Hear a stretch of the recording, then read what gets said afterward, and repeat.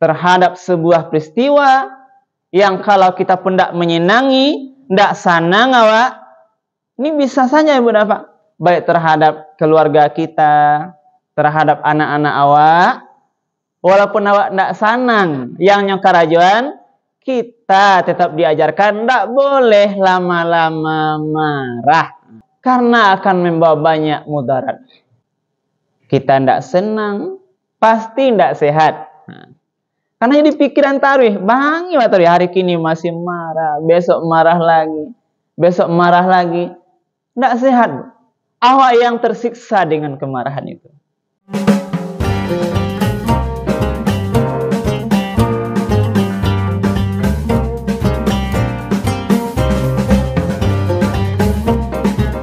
Bismillahirrahmanirrahim. Assalamualaikum warahmatullahi wabarakatuh. Alhamdulillahirabbil alamin, alladzi ahyana ba'dama amatana wa ilaihin nusyur.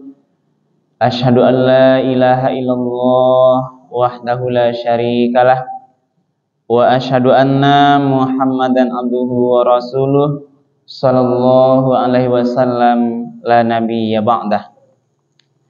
Faqala Allah ta'ala fil Qur'anil Karim, A'udzu billahi minasy syaithanir rajim. Bismillahirrahmanirrahim.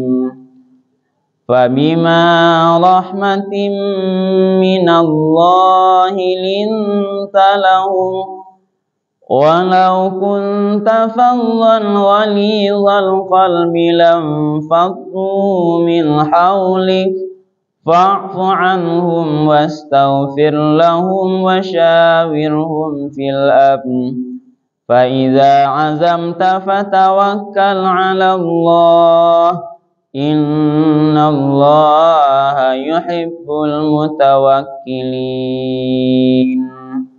Sadaqallahul azim. Bapak-bapak, ibu-ibu, hadirin kaum muslimin, jemaah subuh yang dimuliakan Allah, marilah kembali kita sama-sama menyampaikan kalimat puji dan syukur. Alhamdulillahirabbil alamin. Segala puji bagi Allah Tuhan semesta alam, karena pada subuh ini kita masih diberikan nikmat kesehatan, nikmat kesempatan, nikmat kemudahan-kemudahan sehingga kita masih bisa bersama-sama melaksanakan rangkaian ibadah subuh kita secara berjamaah di masjid yang sama-sama kita cinta ini. Mudah-mudahan seluruh ibadah kita pagi ini diterima dan dibalas oleh Allah Subhanahu wa taala dengan pahala yang berlipat ganda. Amin ya rabbal alamin. Kemudian salawat dan salam kita doakan kepada Allah, semoga disampaikan kepada Nabi kita Nabi Muhammad sallallahu alaihi wasallam. Allahumma shalli ala Sayyidina Muhammad wa ala ali Sayyidina Muhammad. Rasul telah membawa umat manusia ini dari zaman jahiliyah kepada zaman yang mengenal Islam dengan meninggalkan dua pedoman hidup, yakni Al-Quran dan sunnah-sunnahnya. Mari selalu ibu dan bapak kita jadikan Al-Quran dan sunnah-sunnah Rasul itu betul-betul menjadi pedoman bagi kita dalam menjalani, melakukan seluruh aktivitas kita sehari-hari. Mulai kita bangun tidur, sampai tidur lagi, bangun lagi, kok dape awak tidak keluar dari garis dan aturan yang ada dalam Al-Quran dan sunnah-sunnah Rasul itu. Ibu dan bapak para jemaah yang dimuliakan Allah, pada kesempatan subuh ini dasar tausiah kita adalah Al-Quran surat Ali Imran ayat 159. Beberapa minggu ke depan, ibu dan bapak, kita itu akan memperingati Maulid Nabi Muhammad sallallahu alaihi wasallam. Jadi ayat ini di antara salah satu ayat yang bisa kita ambil pelajaran betapa agung dan mulianya akhlak Rasulullah. Al-Quran surat Ali Imran 159 ini itu berkaitan dengan sebab turunnya. Jadi asbabun nuzulnya setelah peristiwa perang Uhud. Perang yang kedua dalam sejarah Islam setelah perang Badar. Terjadi sekitar tahun ketiga setelahnya hijrah Rasulullah. Jadi di perang Uhud ini berapa? Itu sejarah mencatat umat Islam kalah berperang. Sebabnya karena tentara Islam itu pasukan yang tidak patuh kepada Rasul gara-gara melihat harta rampasan perang. Kalau strategi perang mungkin Bapak ini militer, itu mungkin bisa memahami kita walaupun kita tidak militer. Ada satu pasukan pemanah namanya yang diperintahkan Rasul ditampakkan di Bukit Uhud tuh. Sebagian bukit jangan turun di Sinan. Dalam peperangan terjadi apapun kondisi yang terjadi, karena bukit itu adalah bukit yang strategis untuk pasukan pemanah, jangan sampai turun ke bawah, tetap di tempat kecuali besok nanti ada perintah Rasul. Nah, setelah tadi perang Uhud itu berkecamuk perang, ini Abu Sufyan dari pasukan kafir Quraisy, ini paham dia membuat strategi penipuan. Ditinggalnya lah harta yang banyak di bawah bukit itu, ditinggalnya antara rampasan perang, diserak-serak di Sinan, lalu pasukannya mundur, balik ke belakang. Dalam strategi perang yang kita pahami beberapa adalah kalau mundur berarti sudah kalah gitu.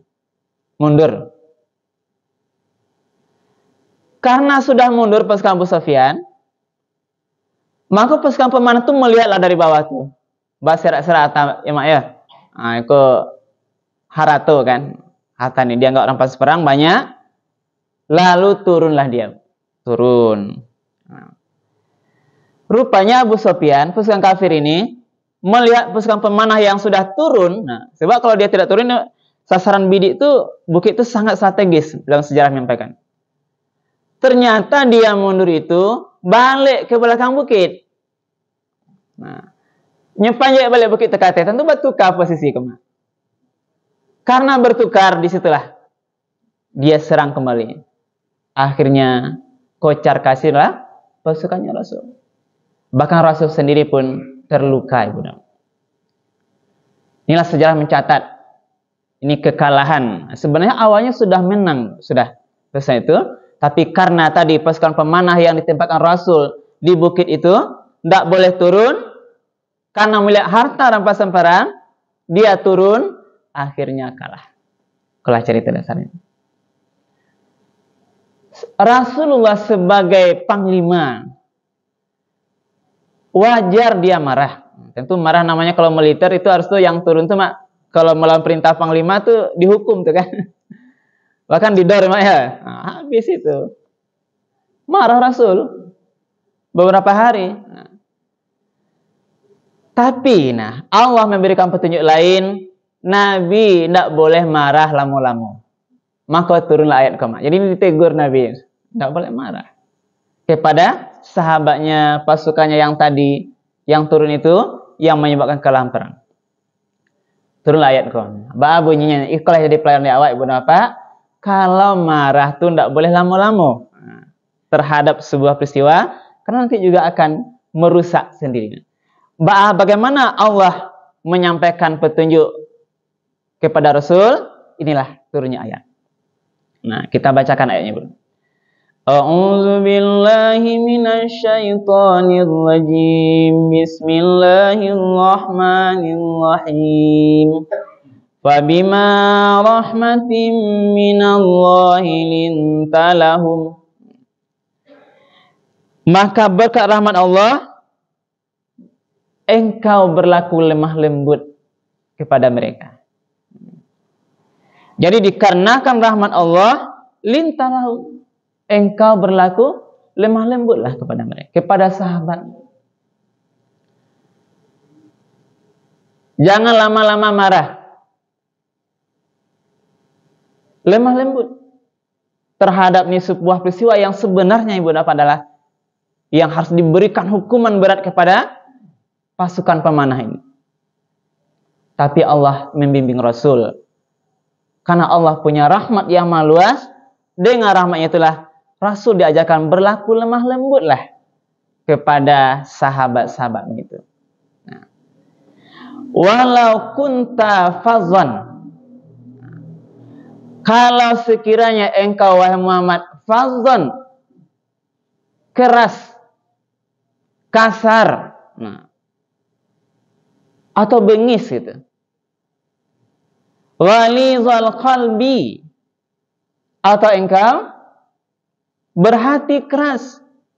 Tadi kasar, lagi berhati keras. Bersikap keras dan berhati kasar maksudnya sikapnya menunjukkan sikap yang keras. Ghalizal qalbi, hatinya kasar, itu tidak ada pemaaf, terus marah pada sahabat. Seandainya demikian, apa kata Allah? Lam faqdu min haulik. Nah, tentulah sahabatmu itu akan menjauh darimu, berpaling darimu. Jadi kau yang pertama yang berapa? Kita diajarkan melalui sejarah peristiwa Rasul, Allah mengecilkan kalau sekiranya engkau kasar, kemudian maksudnya keras, lagi berhati kasar, atau bengis, atau terus marah sama sahabat itu, maka nanti sahabat itu akan lari. Lam faqdu min haulik, berpaling dari Rasul. Bisa jadi berpaling. Jadi cukuplah Allah tuh, berikanlah pelajaran. Mungkin semua itu adalah ada hikmahnya, Ibu. Ada hikmahnya. Kejadian ini adalah semua kehendak Allah. Ada hikmahnya kekalahan dalam perang itu. Menjadi pelajaran, evaluasi terhadap sebuah kegagalan itu. Jangan lama-lama marah. Ini yang pertama, Ibu. Ikulah pelajaran yang Ibu dapat. Termasuklah bisa ambil pelajaran risiko terhadap sebuah peristiwa yang kalau kita pun tidak menyenangi, tidak senang awak, ini bisa saja Ibu dapat. Baik terhadap keluarga kita, terhadap anak-anak awak, walaupun awak tidak senang, yang nyokarajuan, kita tetap diajarkan tidak boleh lama-lama marah. Ya Pak Ibu? Tidak boleh lama-lama. Karena karena akan membawa banyak mudarat. Terutama awak yang marah taruh itu terhadap peristiwa yang tidak suka itu merusak awak sendiri. Kita tidak senang, pasti tidak sehat. Karena jadi pikiran taruh, bangi taruh hari ini masih marah, besok marah lagi, besok marah lagi, tidak sehat. Awak yang tersiksa dengan kemarahan itu. Ya Pak Ibu, mungkin suami, mungkin anak awak, biasanya ini karena nama sekarang lah Bu, Pak, kita akui perilaku sebagian anak itu menyebabkan kita kadang marah, pusing kepala awak. Tapi awak diajarkan tetap sabar dan tidak boleh menahan marah itu waktu yang lama-lama. Tetap lemah lembut. Lemah lembut. Berkasih sayang. Kalau marah ini terus, termasuklah kepada keluarga kita, mungkin masyarakat kita, apalagi hati wak keras, sikap wak kasar, maka yang wak marahi, yang wak kerasi, itu nanti akan berpaling dari awak, menjauh dari awak. Termasuklah ini beberapa kejadian ini keluarga itu. Karena orang tuanya marah terus, kasar terus pada anaknya, lupa membimbingnya, kesabaran tidak membelainya, merangkulnya, sehingga berpaling, lari anak itu dari rumah. Akibatnya lebih parah lagi, Bapak. Inilah ajaran pembelajaran. Nabi sendiri ditegur oleh Allah melalui ayat ini terhadap pasukannya, sahabatnya, tidak boleh marah tadi, tetap berperilaku lemah lembut. Nah, ini lemah lembut adalah kita sama-sama berlatih, Pak. Ya, Mak ya, karena marah kok memang kadang tidak ketuju marah, Pak. Nah, karena ke rumah kadang-kadang kan perilaku tetangga, nanya kerajuan namang buat awak apa aja, bangih aja gitu. Di mana-mana lah, di kantor ada kawan yang membuat si kepala nak bangih aja kerajuannya. Kerajuannya mencari pakar aja gitu. Tapi ini diajarkan. Mulianya akhlak diajarkan, tetap dia lemah lembut terhadap orang yang tidak kita sayangi, tidak boleh kasar, tidak boleh hati kita ini keras, tetap dalam kondisi yang baik tadi. Nah, jadi itu tadi. Nah, lalu balai fa'fu anhum, nah, itu diajarkan. Maka maafkanlah mereka. Nah, jadi maaf. Jadi Rasul disuruh memaafkan kesalahan sahabat-sahabatnya, kesalahan pasukan pemanah yang tidak patuh di perang Uhud tadi. Disuruh Allah memaafkan. Enggak nampak di sekolah. Disuruh menindak atau menghabiskan tadi, ya? Melanggar perintah tadi. Tapi maafkannya. Jadi kalau ada orang salah jawab, sifat mulia diajarkan, awak harus banyak pemaaf tadi. Ibu, kalau suami banyak salahnya, maaf salah, Ibu. Jangan lama-lama. Awak rugi. Pak, kok salah orang mah ya, Pak ya? Banyak maaf aja lah gitu. Namanya sama-sama salah, pasti awak sembuh. Ibu ada salah, kami pernah ada salah.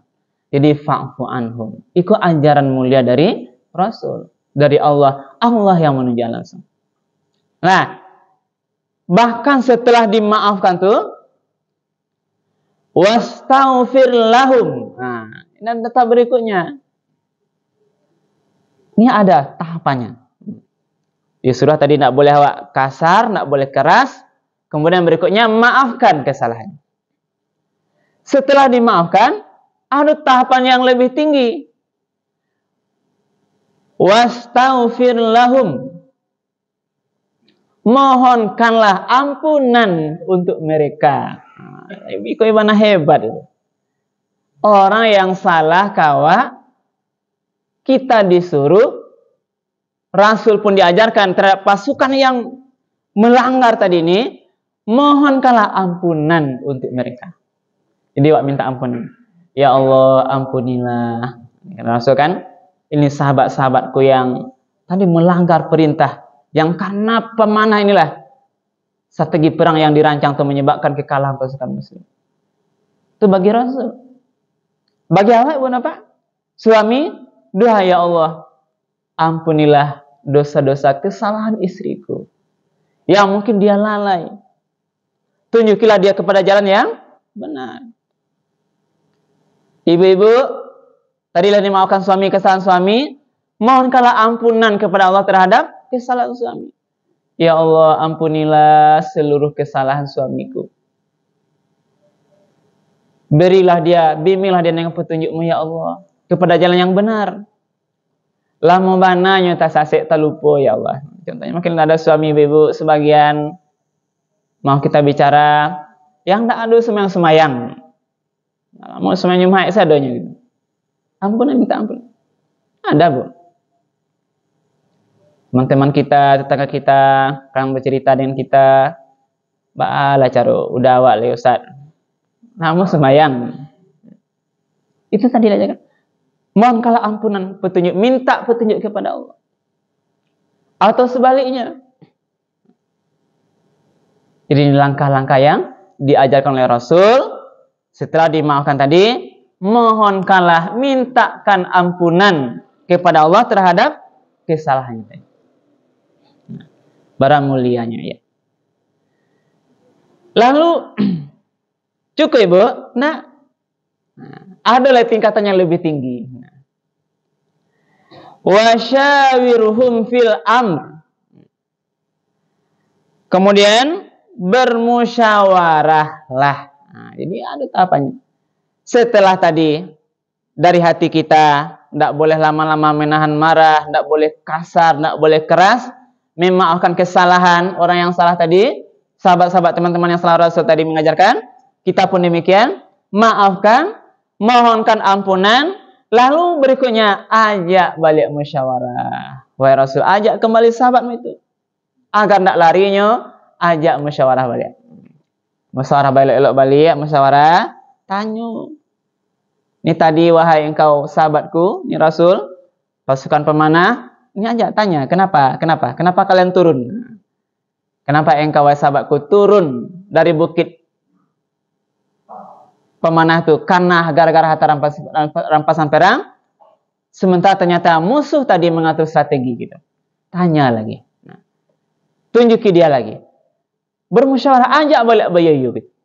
Termasuk awak ibu apa?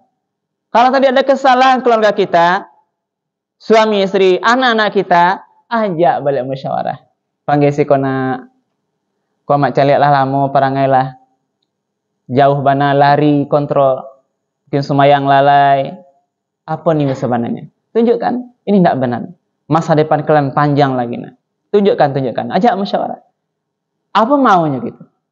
Inilah musyawarah kalian.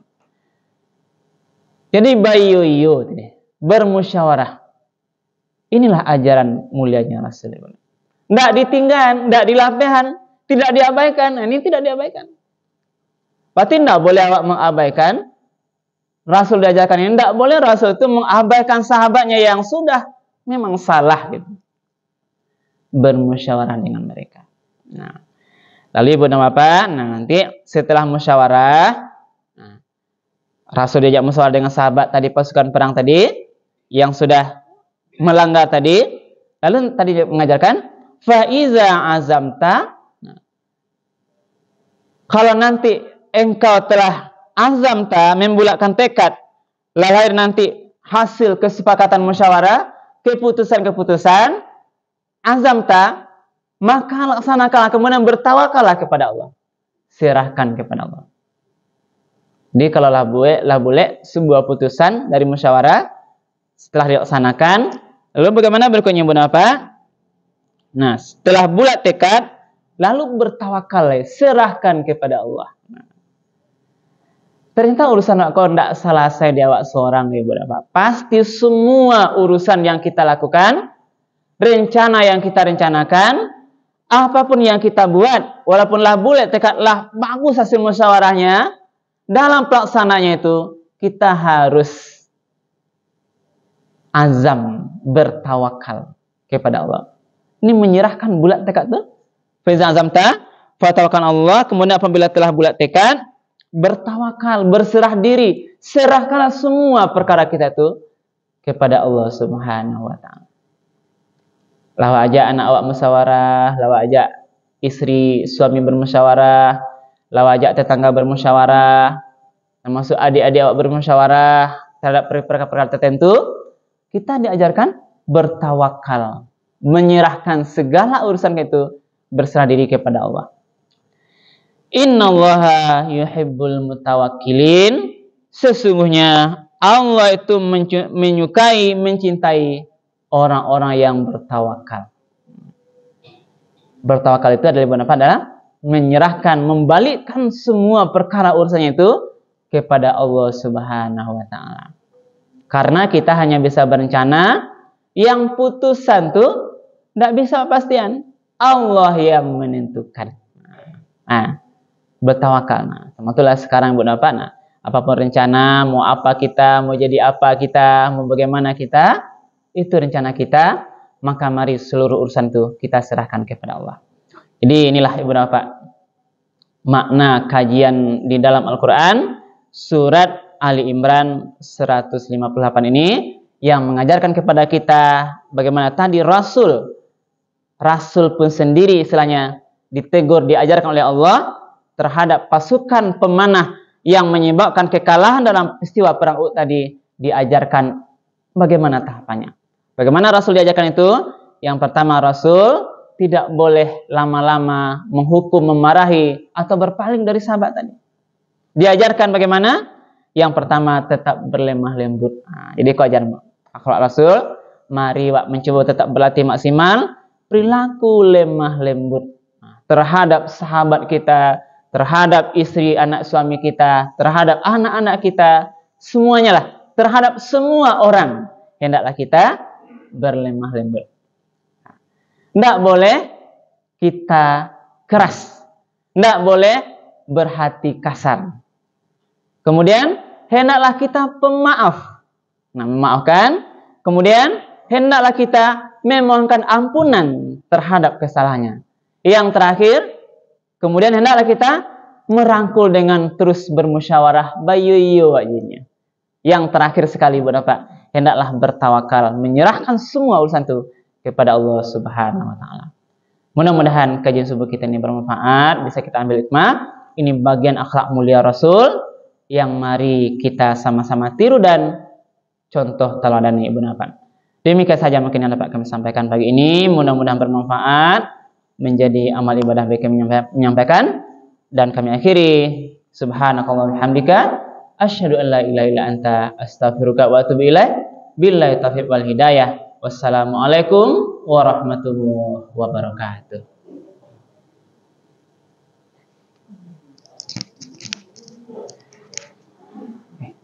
Ya, Mak.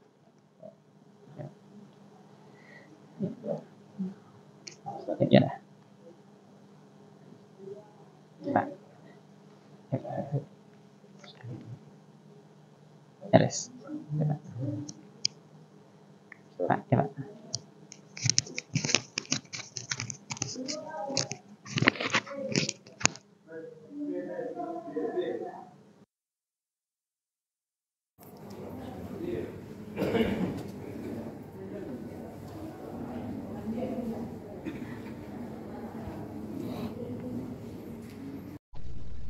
الحمد لله